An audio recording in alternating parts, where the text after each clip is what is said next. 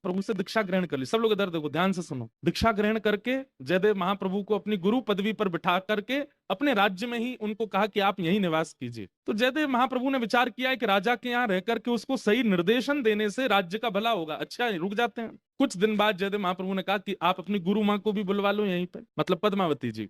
तो राजा ने सहर्ष स्वीकार किया और पद्मावती गुरु माता, उनका आगमन हुआ। हमारी निवेदन है, बहुत ध्यान से सुनिएगा। तो जो राजा की पत्नी थी, कहीं ना कहीं उसके मन में ये भाव आता था कि आज तक तो उसी को ही पूजते थे पूरे राज्य में सब लोग, राजमाता राजमाता कह करके सब लोग उसको वंदन करते थे।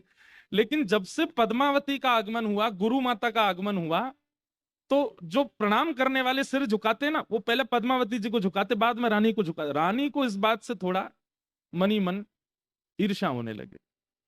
एक बात कहें, कबीरदास जी का एक पद है, मुझे याद नहीं आता, उसमें कबीरदास कहते हैं काम जीत लोगे, क्रोध जीत लोगे, लेकिन ईर्ष्या नहीं जीती जाती। दूसरे के प्रति सम्मान देख करके उसके प्रति ईर्ष्या ना हो, ये तो कोई जगन्नाथ महाप्रभु की कृपा दृष्टि भाजन व्यक्ति के साथ ही हो सकता है कि उसमें ईर्ष्या ना आवे, आ ही जाती है। अरे लोग बाग हमसे मिलने आते हैं तो आजकल इतनी भीड़ हो जाती है कि लाइन लगा के आते हैं।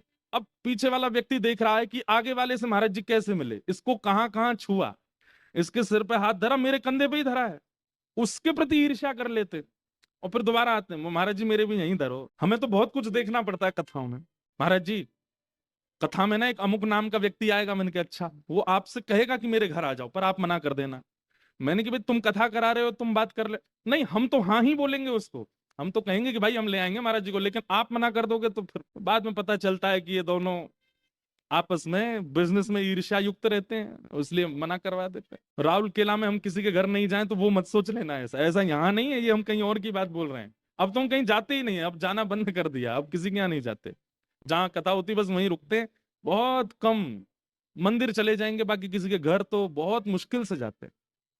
वो बात अलग है, पहले कहीं कथाएं हुई हैं वहां घरों में गए हैं तो उनके यहाँ तो चले जाते हैं, पर अब और कहीं नहीं जाते। वो लोगों में प्रतिस्पर्धा हो जाती है, ईर्ष्या हो जाती है एक दूसरे में, इसके घर कैसे आ गए।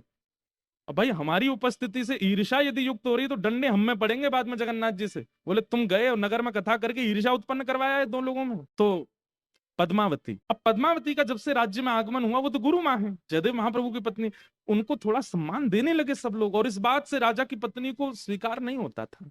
अब तो ये भी स्थिति हो गई थी कि जब सभा में बैठते थे तो राजा बैठता था, राजा के बगल में थोड़े ऊंचे सिंहासन पर जयदेव महाप्रभु बैठते थे, और रानी वास में रानी बैठती थी, उससे थोड़े ऊंचे सिंहासन पर पद्मावती बैठती थी, वो गुरु माँ है। सब चीजों से ईर्ष्या उत्पन्न होती जा रही थी।